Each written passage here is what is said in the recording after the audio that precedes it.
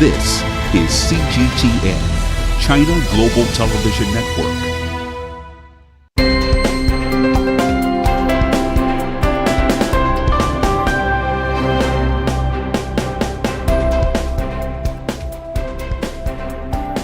Hello everyone, welcome to China Agenda, a forum focused on the modernization process in China. I'm Zhong Shi. I'm Li Qiuyuan. Thank you so much for joining us.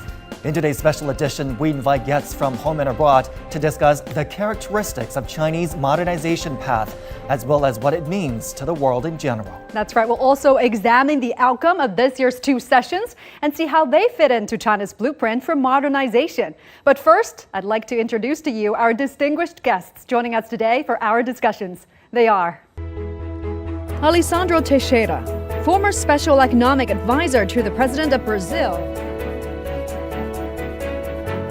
Emmanuel Mutombo, research director at University of Johannesburg Center for Africa-China Studies; Jia Xingguo, member of Standing Committee of the 14th National Committee of the Chinese People's Political Consultative Conference; Jim Rogers, international investor and author; Rajiv Biswas, APAC chief economist, S&P Global Market Intelligence based in Singapore; Robert Hormats, former United States Undersecretary of State for Economic Growth, Energy and the Environment, and visiting lecturer at Yale University; Wang Huiyao, President of Center for China and Globalization. And Chinese modernization contains elements that are common to the modernization processes in all the other countries, but it's also characterized by features that are unique to the Chinese context here. Absolutely. So how is China doing it? What kind of significance does it carry to the global community? These are some of the questions we want to explore today. Let's explore all of these topics with our panel of guests here today. And Mr. Zhao, let me start with you, talking about where we are now. You've just fulfilled your duties as a national political advisor at the two sessions, and the Chinese path to modernization has been a highlight throughout the political season this year. Talk to us about the overall consensus right now about where we are in this process and how Beijing plans to push forward this process. Yeah, thank you for the invitation. I have attended these two sessions. A lot of people are talking about Chinese path for modernization during the two sessions. And various aspects have been discussed, such as green development, the certain level of economic growth, and also high quality development, and also the way to develop through integration with the outside world. In other words, opening up to the outside world. There are also people talking about shared benefits in the process of modernization. So we're not just put attention to efficiency, we should also concern the equality issue. So this is a highly debated process. And I think this is very helpful for China's modernization process. Professor Teixeira, as someone who has studied China's economic transformation, I'm sure your understanding of the modernization here in China goes beyond just the economic level here. In your exchange with your foreign colleagues and your students, how do you explain to them what this process has been for China? I think we need to understand that the objective of China it's common prosperity. And the way we're going to achieve common prosperity is through modernization. So the concept of modernization is much broader than economic modernization. We are talking about institutional modernization with the reforms. We are talking about social modernization with a new society. Understand that the development path that China chooses is different than any other around the world, because it's a path that depends on institutions, depends on the social amalgamation, depends on economic transformation. So all those elements, they need to go through modernization. If we read the Communist Party agenda, you're going to see that there's also their modernization of the party, because they understand that the system is a living being, so it transforms all the time. So you cannot be rigid. And that's the most important point. You cannot be rigid, because you have international agenda that sets a new, different path that you need to deal. So the challenges are renewed every year, every time. So you need to modernize yourself to meet the challenges. Mr. Hormas, let me also get your take on this. What do you think are some of the unique features about Chinese modernization from your vantage point? What's the secret sauce here? How did China do it?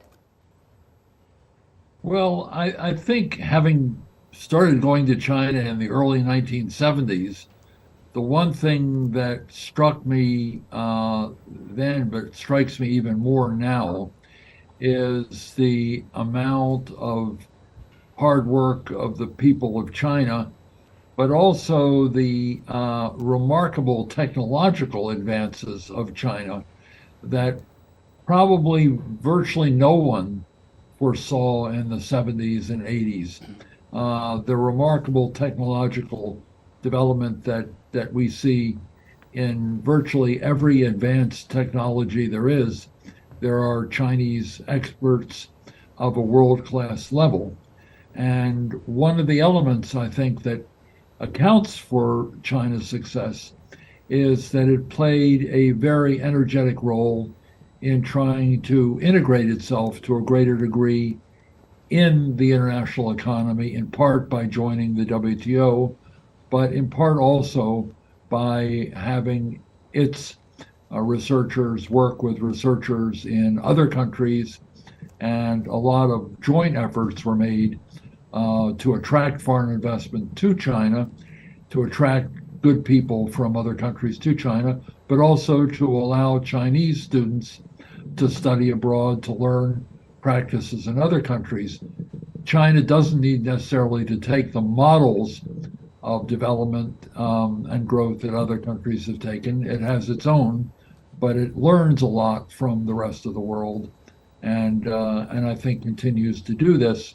The problem, of course, is that a lot of those relationships, particularly with the U.S., have deteriorated, which is a disadvantage both for China and for the United States. And that, to me, is one of the things that has to be dealt with in the future for the good of the world and for the good of China and for the good of the United States. And Mr. Wang, your take on what's been said here? How is it China can do it? Well, it took other countries 200 to 300 years to complete, but China has compressed this development into just 3 to 4 decades.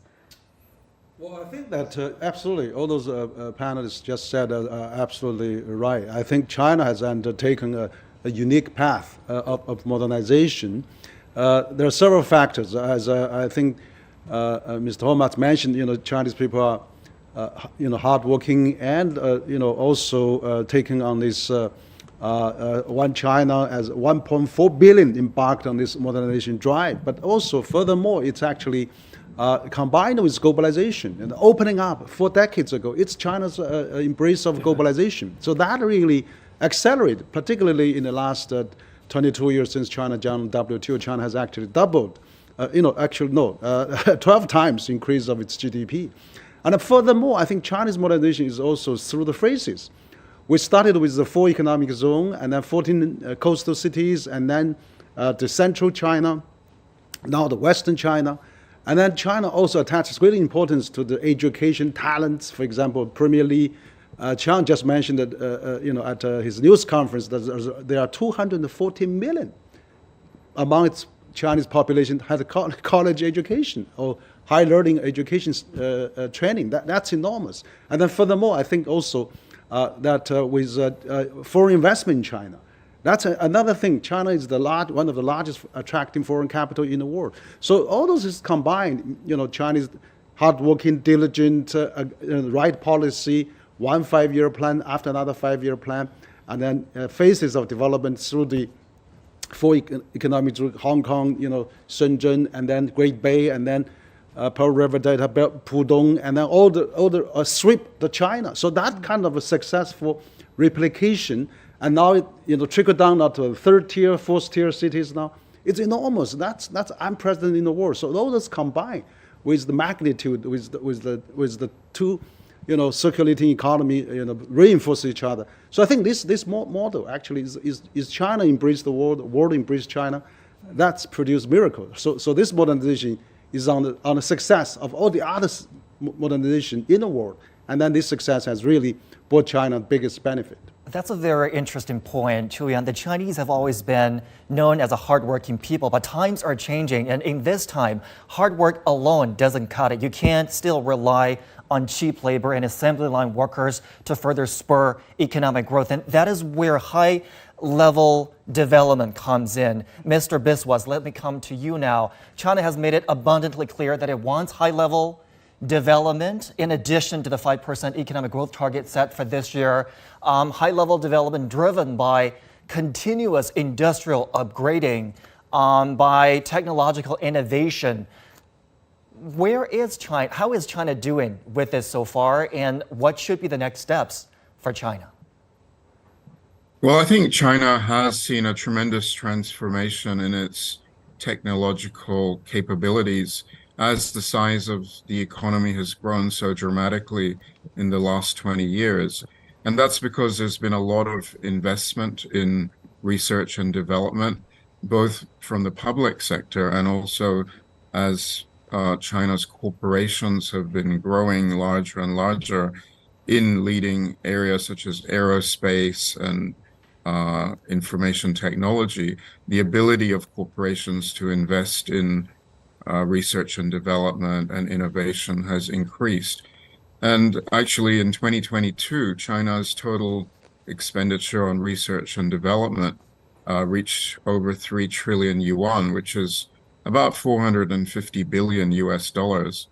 And it's been growing very rapidly also in the last few years. In the last 7 years, it's been double-digit growth every year. So this has really transformed China's technological position to make it one of the leaders in the world. And now the spending by China ranks China's number 12 in the world, ahead of France and also ahead of the Netherlands. So that kind of gives a benchmark of how China has really come to the very top in terms of technological leadership. I think looking forward, clearly the government is doing a great deal to try to promote the development of even more advanced technology. In the 14th five-year plan, there's certainly a lot of ambitions to develop many areas of technology. And of course, globally, what we're seeing is the accelerated digital transformation of industries. And China is very much part of that in developing leading technologies such as quantum computing, artificial intelligence, and big data. I think big data is obviously more and more important for many different industries, and Chinese firms are also very much at the forefront in integrating big data into their technological processes and vision for the future. Mr. Rogers, let me come to you now. I mean, as an investor, you look for where money is flowing and where opportunities arise. If you look closely at this concept of high quality development, there's almost a dual purpose behind it. Domestically, it seeks to meet the growing demand of China's fast expanding middle class, and internationally, faced with disruptions in global supply chains and tech restrictions on China, it enables China to stand on its own 2 feet here and develop in a more independent fashion. So, Mr. Rogers, what is your take on the strategic significance of China seeking high-quality development here? I will first say that when I first went to China 40 years ago, the main thing that struck me was how unbelievably hardworking the Chinese were. They didn't have much money, but boy, did they work hard. And they had a huge emphasis on education because somebody knew that if they could educate the population, they would be successful. Well, look out the window. You will see what's happened in those 40 years. China's been the most successful country in the world, and that's going to continue. And it's partially because nobody really tells the China. I don't think anybody told Baidu or any of the or Tencent, any of them what to do. They just saw the opportunities. They had the ability to do it, to work hard and pursue it. And they did. And you know the rest of that story. It's going to continue. You ask about the quality of the development. Yes, yes, yes. But I don't think anybody is saying this is quality and that's not. The people see the opportunities and they take the opportunities. I mean, there's the reason that China has been the most successful country in the world for 40 years.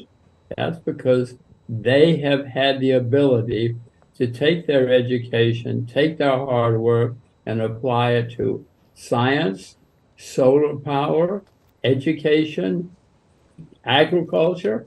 I mean, everything. China's been booming in every sector of the world economy. And from what I can see, it is certainly high quality development, whether it's the countryside or the cities. So Mr. Rogers and Mr. Biswas all talked about the importance of education and technological advances here. But, you know, if you take a look at our world today, a new relationship between the geopolitics and technology is now emerging. You know, so 5G capabilities, big data, AI, they are becoming sort of the new front lines of either global competition or coordination. So, Mr. Jia, let me put the question to you. Beijing is now very aware of the geostrategic role that these technologies will play in the future, isn't it? Well, definitely. China has been threatened and also sanctioned in certain aspect. In the technological area. You know, Huawei products cannot be sold to the US, and the US has put a lot of Chinese companies, high-tech companies, on the so-called entity list. So facing such kind of challenges, I think the Chinese government has to come up with its own strategy. I think it's a dual approach. One is to develop your own indigenous technologies. In other words, to solve the problem of cutthroat problem, 卡脖子 in Chinese. And the other is to continue to work with other companies overseas, which are high-tech companies, and continue our cooperation to maximize our comparative advantage. So in this way, I think we are wading through the geopolitical challenges. The geopolitical challenges through the lens of technology. Mr. Hormaz, let me get your take on this. Are you worried that these kind of technological competition between countries could escalate out of control sometimes and further threaten global security because these technologies nowadays can be nationalized and even weaponized? Well, this is really one of the great challenges that both of our countries and the world faces in the next several years, and that is technology can be used for some very good things. It brings the world together through the internet. AI can really advance medical science dramatically. Quantum computing can lead to dramatic changes that are good for advancing science and good for advancing the well-being of mankind. On the other hand, a lot of them also have geostrategic purposes and perhaps military purposes. Some of them definitely do have military purposes. And I think that there needs to be, in coming years, a very, very clear effort by China and the US to develop what we in the US commonly refer to as guardrails to make sure that technology advances, but is used for good and not used for military purposes or military threats. And one of the reasons there's such suspicion between the United States and China today is this notion that a lot of these new technologies will be used for military purposes.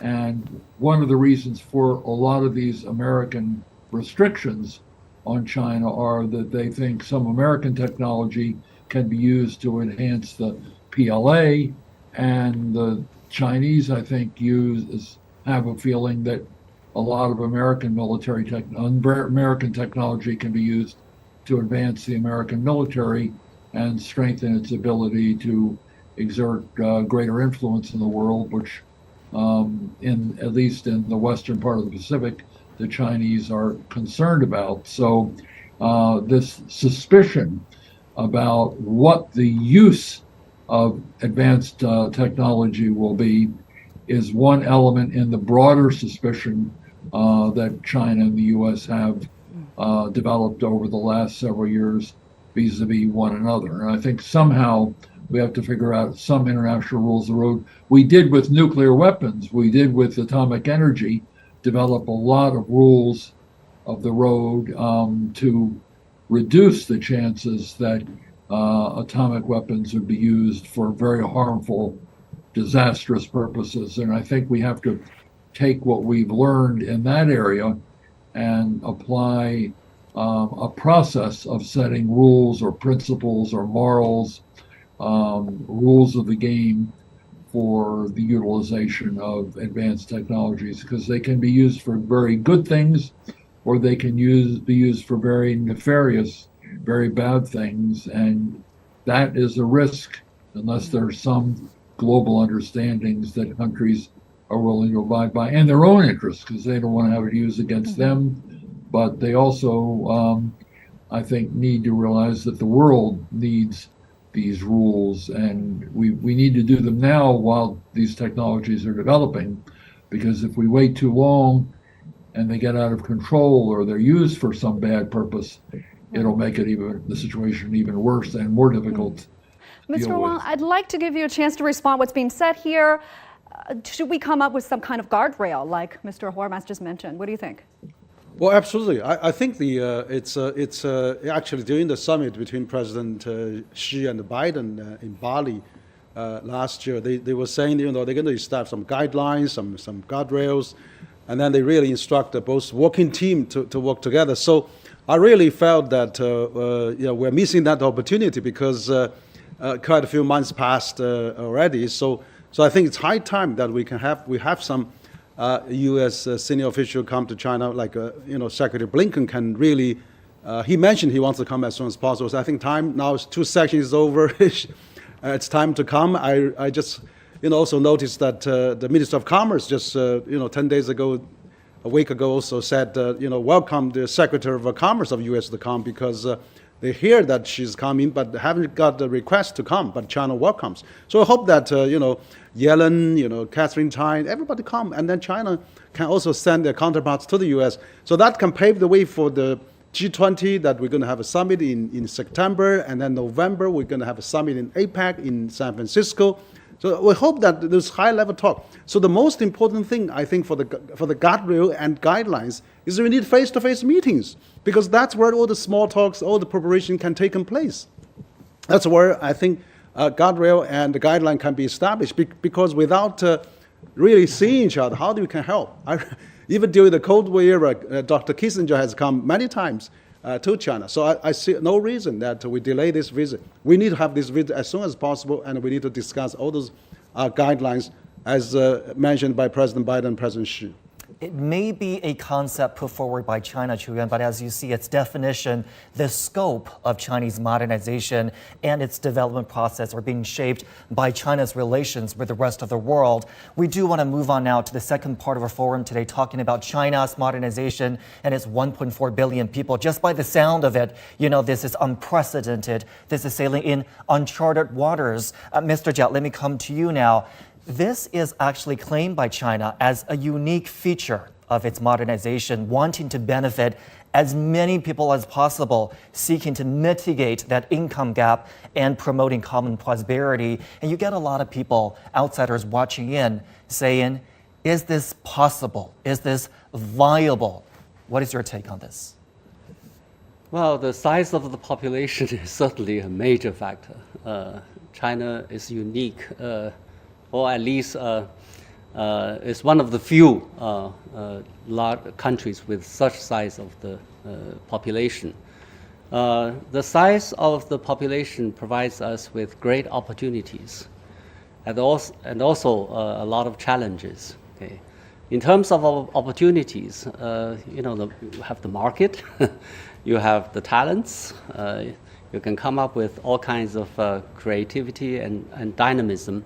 But in terms of challenges, how to manage, how to encourage, bring up the initiatives of the people, and also manage political stability in the process and do the reforms, with a population of this size is a big challenge. And also, as China rises, how to manage its relationship with the outside world. If you are a small economy, if you rise very fast, that's okay. Nobody is worried, concerned. But if you're a big economy with a big population, everybody is worried. Everybody wants to know how what kind of implications this would be. So this also creates a big challenge for China, how to manage its relationship with the outside world. Professor Teixeira, in 2021, China announced it had eradicated extreme poverty and lifted some 770 million people out of extreme poverty since 1978. But that's not the end of the story, is it? What you got to do next is to prevent these people from falling back right into poverty, and that means macroeconomic growth. That means a safety net so that people facing difficulties don't just fall through the cracks here, and also community help and support. What remains to be done here? I think when you take people out of poverty, the big challenge is to guarantee they will not go back, as you said, right? And opportunity economic growth is only one of the pillars of that. But you need much more. You need to create a future for these people. For example, China has a big challenge between rural and urban areas. Is still a big inequality between those two regions. And the answer is not bringing people from the rural areas to the city. That's not the only answer. You need to bring development to the countryside of China. You need to build schools, hospitals. You need to do that. We have many countries around the world, including my country, Brazil, that has taken 40 million out of poverty, but after some few years later, almost 20 million went back to poverty. And we need to watch that because that's a constant, a daily pursuit. You need to make sure that the strategy of poverty alleviation is centered on people, not in the system, not in the macroeconomic policies. No, it's centered in the people because you need to create opportunity that can guarantee the future of these people. So we are talking about, for example, policies regarding to healthcare. You're talking about policies regarding to education. You're talking about infrastructure. In the case we are talking here is not physical infrastructure, can be digital infrastructure, for example. So all these elements is what makes the concept of high quality development, because development by itself is a way that you find to have a better equal society. And that's the concept of development. Development is not just economic development, it's much broader, the concept of development. So I think that's the pursuit of China. It's not a 100 meters race, it's a marathon race, especially with the size of a country in China. And we know, if we study a little bit the history of China, that we have moments that we progress and moments that we went back. But I think what President Xi wants, and that's how I see his messages, is to guarantee that we are not falling back, that we are moving forward and guarantee that every single policy in China is centered its people. I have been in the countryside of China quite often in different places, like Guizhou, for example, one of the poorest places in China, and I see how they use technology like big data, 5G, to help people to find opportunities. I have been in Fujian mountains where the tea producers, they use 5G to monitor the tea production. So align technology and AI, big data, to help poverty alleviation is the center strategy of China and is different from all over the world. Yeah, the aligning technology in all of this, the flexibility of it, the nimbleness of this is pretty remarkable. Mr. Mutombo, what part of the China experience do you think that could be proved to be useful for other parts of the world? Any experience that they can draw from? Yes, indeed, especially to the developing world. So let's go back to 1978 when China kickstarted its staggering success. I mean, its GDP per capita was actually 3 times less than Africa's per capita GDP. Today, obviously, the case is different. In Africa, I think the per capita GDP is still less than $1,000, whilst China's per capita GDP is about 10,000 United States dollars. So that just shows that yes, there is hope indeed for developing regions such as Africa. The most important asset that China made use of, as the previous contributor said, was actually the people of China themselves, human capital, human resources. And Africa has that in abundance. Only about 3% of Africans are above the age of 65. So, which means the Africa is actually a very young continent. The future is Africa. President Joe Biden said Africa's future is the world's future, and he meant that in a literal sense, and he's right. So there is a lot indeed that Africa can learn from China, first of all, by harnessing the endless talent, that the endless potential that Africa has, especially in its young people. We also have to realize that apart from harnessing the talents of the young people, the future almost literally depends on making sure that Africa's youths have the necessary skills that are needed to sustain not only the future of Africa, but the future of the world. Because if we do not skill our young people the way China did, by the way, with its young people, it was sending hundreds of thousands to the West, the United States, Europe included, for education. If we do not do that deliberately as Africans, then we are lending ourselves susceptible to the conscription of young people into extremist groups, which has been happening in countries such as Nigeria and even in countries that have hitherto not been haunted by extremist violence such as Mozambique. If we do not do that, then we are imperiling not only the future of Africa, but the future of the world as well. We have countries such as Nigeria that at the current growth rate will actually have more people than China come 2100. So these are just the potentials that Africa has, but the potential that can easily be devastating for the future of the world if young people do not follow some of the routes that China did. I'm not calling for the replication of what China did, because China developed by harnessing its specific realities and circumstances. And Africa should look inward, by the way. You are using the auspices of the African Union to see exactly the advantages that we have over the rest of the world, and see how we can use that for the betterment of Africa and ipso facto the betterment of the world as well. I mean, the poverty that we talked about, China declared to have eradicated, is extreme poverty, and according to China's poverty line. But poverty as an issue is hardly just a China topic. Mr. Rogers, let me come to you now. Poverty in the U.S. is still very much an issue, and according to census, about 1 in 10 Americans lives in poverty despite a much higher threshold here. What do you make of the different approaches to tackling poverty in China and in the U.S.? Well, there is no question that we still have poverty in the U.S. We still have poverty everywhere in the world. I suspect we always will.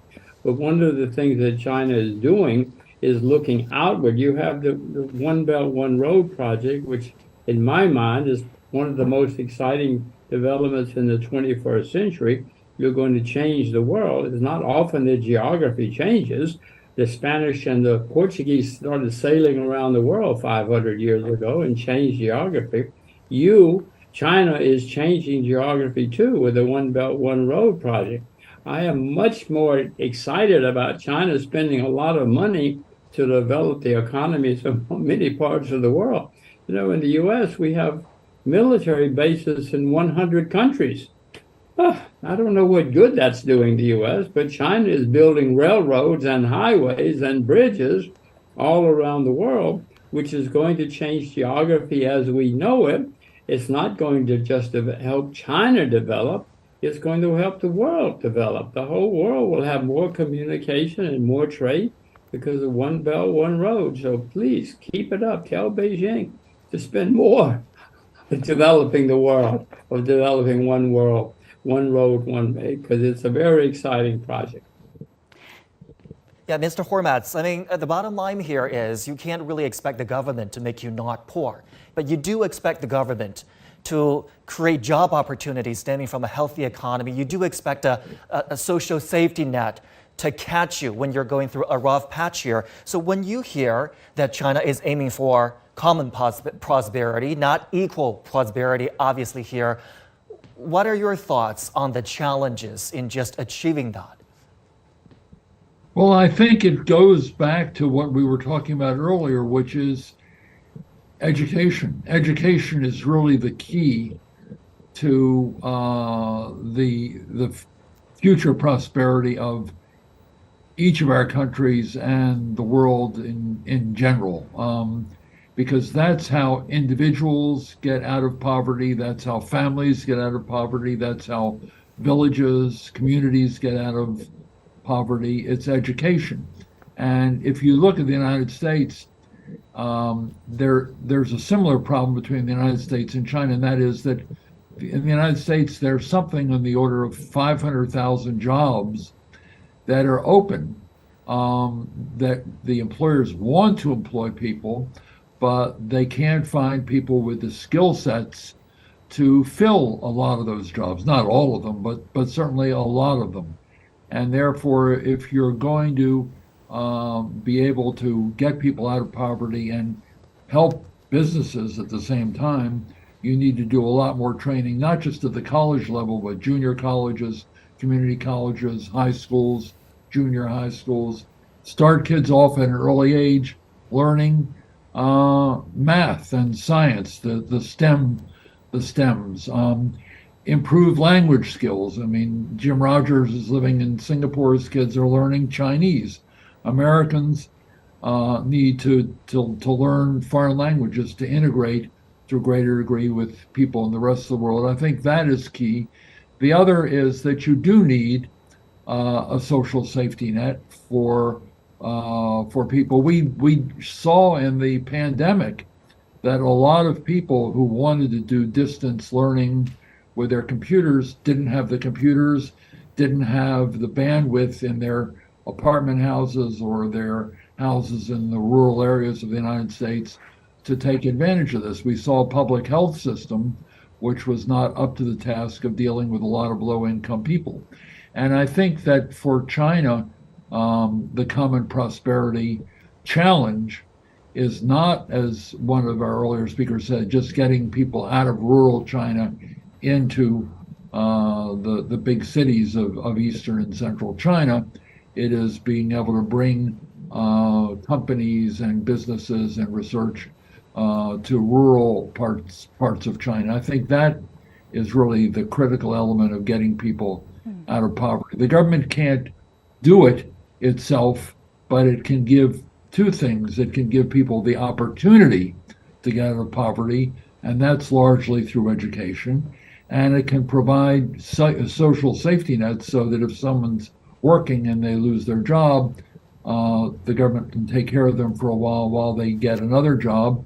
And it's also having a healthcare system, because people who are not healthy are not going to be productive workers for the overall economy. It's thinking in the sense of a community of common interests that deal with education, that deal with healthcare, that deal with the fundamental social safety nets of people who, for the moment, are disadvantaged, and helping them to get through difficult periods. These are the things that we have to do. We have a lot of inequity, as Jim says, in the United States. We have to deal with the fundamentals of what causes that inequity and give people the opportunities not just to run the race, but to get to the starting line to run the race. Right. It is a critical element in China's modernization drive. Another challenge for China here as it pursues modernization is, of course, dealing with the relationship between human and nature. Because when you look at a modernization of this scale and scope, 1.4 billion people, the impact of its development on the environment cannot be overlooked. And Mr. Biswas, let me put that to you. Have you observed any growth models here in China that is eco-friendly, that really stood out to you? Do you think what China is doing here is enough?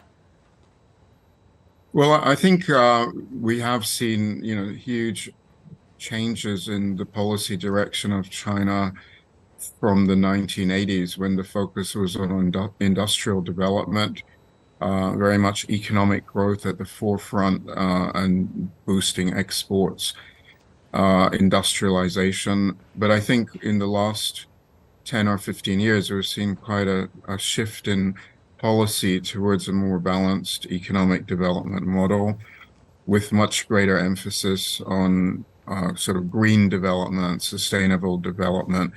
And that's very much evident in areas such as agriculture, also energy policy. I think that's fundamental given global efforts to try to get to net zero emissions. So I do think that we have seen already quite a shift in policy in the direction of more sustainable development in China. And I think that's an important model for other developing countries who have not yet reached that situation. I think many countries that are, say, low-income countries or even middle-income developing countries have not yet reached that point where they can put the same sort of efforts in policy development. We do see changes in policy, particularly in the area of climate change, that have happened in the relatively recent past. So that's very encouraging. But I think what China is doing does create an important role model, I think, for many other developing countries. And I think in the area of sustainable development, for example, India hasn't come as far as China yet. So I think that example of how China has changed its policy in terms of sustainable development, energy policy, shifting towards renewable energy, all of those things, I think, are useful for other countries like India. Indonesia is another very populous country where I think there's many lessons to be learned from China's more advanced, I would say, more advanced policies in sustainable development. And I think financing comes into that as well. When we look at green bonds financing amongst developing countries, China is a leader, and it's been by far the biggest issuer of green bonds. And so I think, again, in the area of financing sustainable development, China is also a leader. And I think that model of financing development, sustainable development pathways, China also has a lot of examples that it can give to other developing countries around the world. Now, Mr. Biswas mentioned China's carbon goals. Mr. Jia, so China plans to peak its carbon by 2030 and become carbon neutral by 2060. How are we doing it so far? What can be expected? Because you cannot just talk the talk. You got to walk the walk as well. Yes, over the past decade, I think China has devoted more and more resources to develop green technologies. This is one aspect. So we have more and more green technologies coming up, including the electric cars. More and more cars are becoming electric, and also other source of energy have been developed over the years. And also the government is paying a lot of attention to retraining people who are who used to work in polluting industries, and closing down those industries, but retraining the workers to work in the more energy or environmental friendly businesses. And also, I think China has been working together with other countries to deal with environmental pollution problem and also global climate change challenges. So I think China will continue with all these efforts and probably will redouble the efforts to achieve the goal in that regard. China's modernization is being shaped and molded by its relations with the rest of the world, and in return, it is having a profound impact on many parts of the world. In the next part of our forum, we seek to explore what these impacts and influences look like, starting with Mr. Wan here. Mr. Rogers mentioned the Belt and Road Initiative being in stark contrast to what the United States is doing in many parts of the world. This year, of course, marks the 10th anniversary since China proposed the Belt and Road Initiative.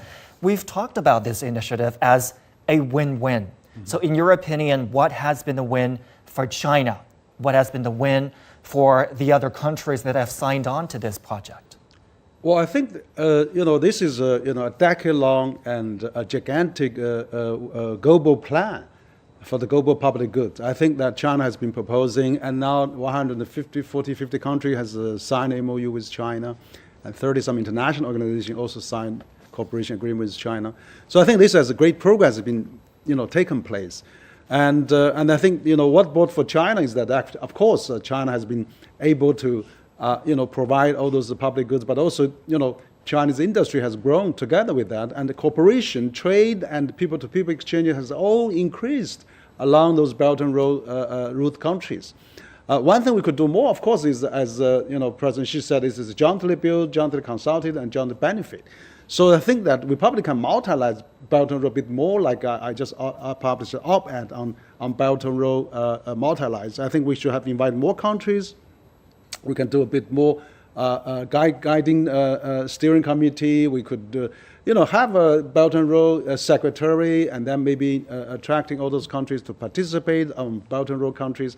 And also we could do a Belt and Road summit, one year in China, 1 year in Geneva, or in other countries, Singapore, whatever. So I think we could probably make it more global. But also, furthermore, we had a very successful AIB, Asian Infrastructure Investment Bank. We could work that with World Bank, with ADB, AFDB, European banks together, and so that we can really make this really true global public goods and enhance the practice and transparency and all those activities on the Belt and Road. So I think this is great because we can even work together with BRI, can work with B3W and EU Global Gateway. Let's all, this is the biggest consensus after climate change, infrastructure deficit. Let's all attack it. Let's all work together. So Belt and Road could be a very good public goods for the world, initiated by China, but enjoyed by the world. Talking about the synergy right there between China and the rest of the world, Mr. Matembal, I do want to get your impression of how the Belt and Road has been implemented in Africa. Has any country or countries be taken advantage of in their implementation of the Belt and Road cooperation with China? Indeed, the Belt and Road initiative in Africa here is most readily felt in coastal countries such as Egypt, Kenya, and South Africa.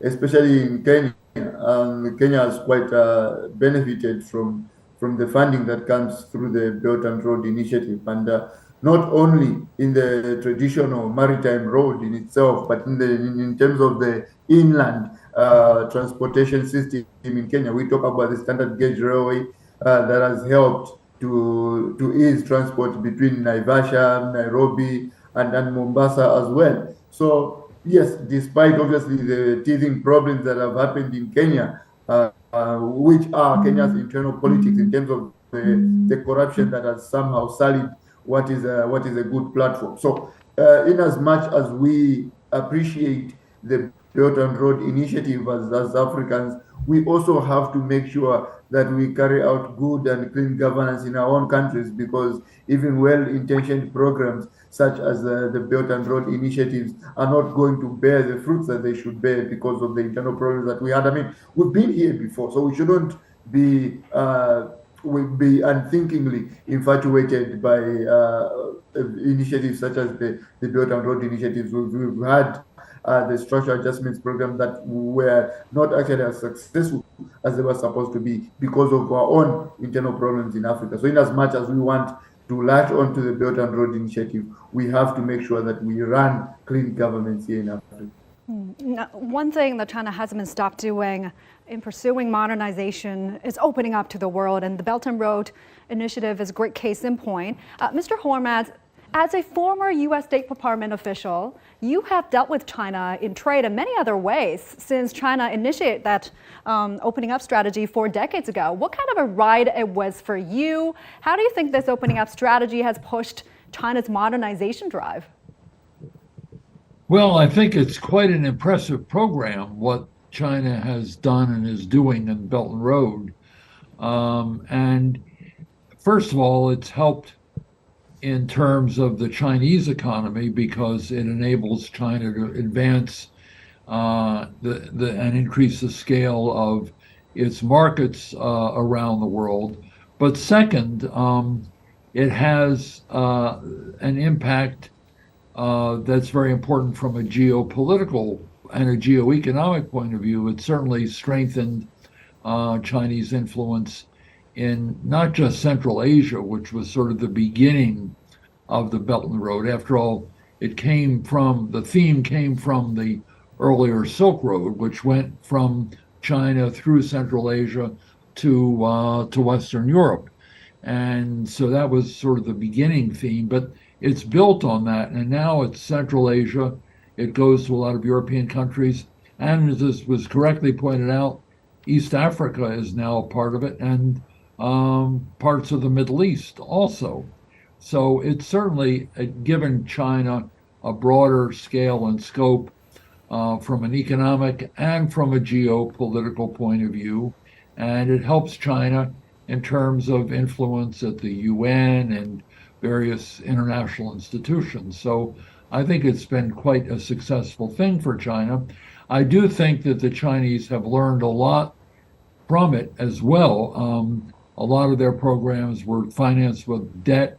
Many of their projects did not pan out, as we say, and become productive. And the countries or the projects got into a lot of debt and needed debt forgiveness. And there was criticism that China was using that debt to increase its influence in some of these countries and its power relationships. I think the Chinese have learned a lot about keeping the debt and the obligations under control so that that negative part does not occur.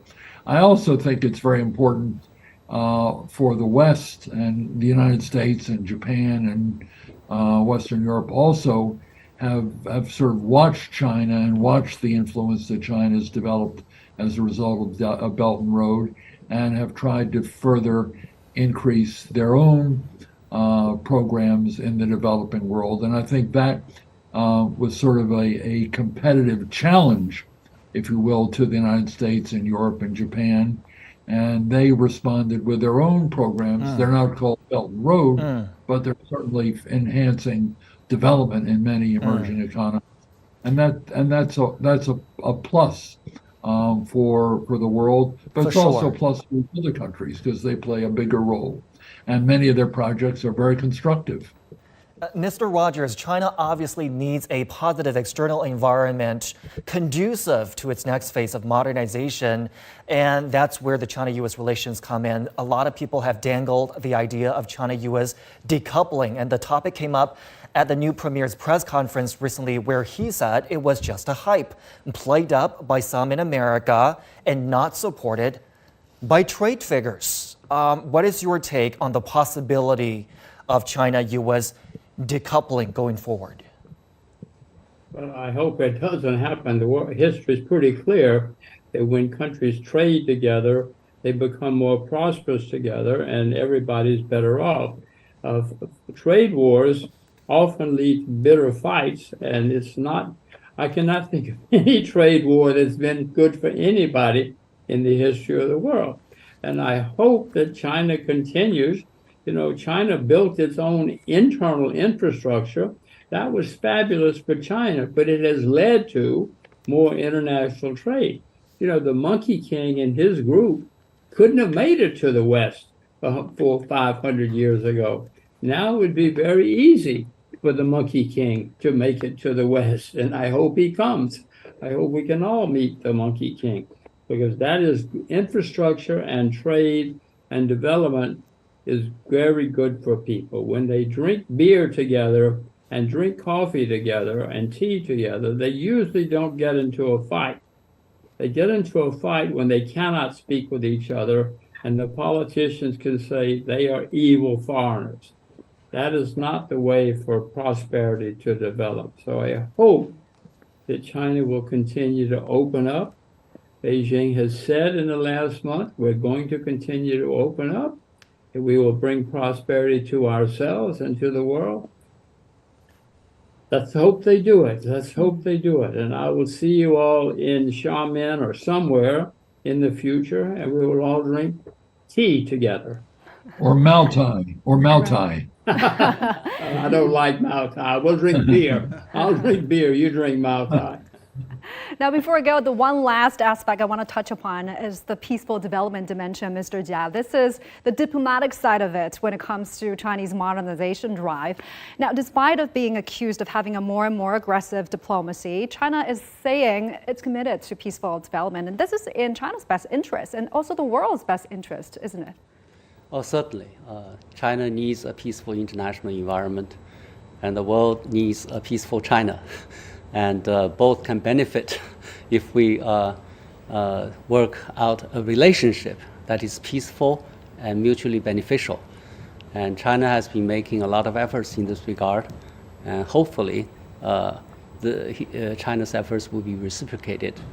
And I think at the moment, the biggest challenge for China and also the outside world is that we should not, in the internet age,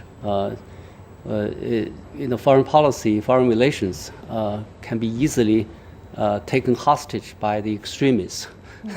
So I think the pragmatists, rationalists, people all over the world should unite to fight against the extremists, to stop them from dragging our relationship down to the drain. Thank you. All right, let's leave it there. Thank you very much. I'm afraid that's all the time we have. Appreciate all your perspectives. Thank you for this thought-provoking discussion. Pushing forward the Chinese path to modernization is a massive undertaking for China. The country of 1.4 billion is now embracing the power of technology and innovation to boost high-quality growth and the betterment of people's lives, and in the process, igniting new growth opportunities across different continents. That's right, Chu Yuan. Well, if history taught us anything, it is that China is no stranger to rising up to challenges and overcoming trepidation. We have borne witness to China staying committed to putting its people first and building a moderately prosperous society. And now we will continue to witness how its unique modernization will benefit China and the world. Thank you so much for watching our special forum on China's modernization. It is part of our special coverage of the 2 sessions. And we want to thank our guests once again from across the globe for attending this event. Appreciate watching. Goodbye. Bye-bye.